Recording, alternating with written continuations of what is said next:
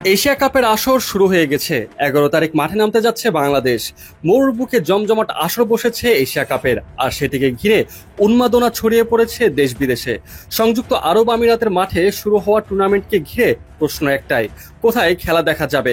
বাংলাদেশের দর্শকদের সেই কৌতূহল আরো বেড়ে গেছে, কারণ টাইগারদের মাঠে নামার অপেক্ষা এখন ঘরে ঘরে।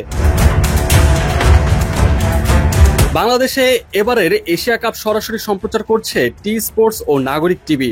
শুধু টেলিভিশনে নয়, অনলাইনে টি স্পোর্টস ও টফি ওয়েবসাইটে সরাসরি ম্যাচ দেখা যাচ্ছে।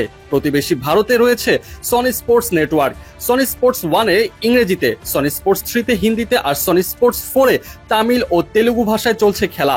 মোবাইল দর্শকদের জন্য বিকল্প হচ্ছে সনি লাইভ অ্যাপ।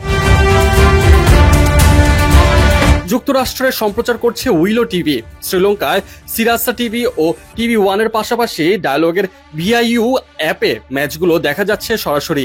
পাকিস্তানে ভরসা রাখতে হবে পিটিভি স্পোর্টস এইচডির উপর। এছাড়া ট্যাপম্যাড ও মাইক্রো অ্যাপে মিলছে স্ট্রিমিং এর সুবিধা। অস্ট্রেলিয়ার দর্শকরা দেখতে পাচ্ছেন কায়ো স্পোর্টসে। স্বাগতিক সংযুক্ত আরব আমিরাত ও মধ্য পূর্ব এশিয়া অঞ্চলে সরাসরি সম্প্রচার করছে CricLife Max, E live TV, Switch TV ও স্টার্জ প্লে। টুর্নামেন্টের পর্দা উঠেছে 9 সেপ্টেম্বর।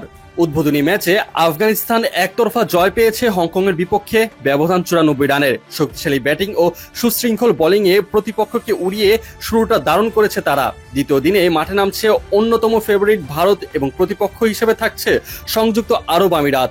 মরুর বুকে রং ছড়াতে প্রস্তুত এই দুই দল।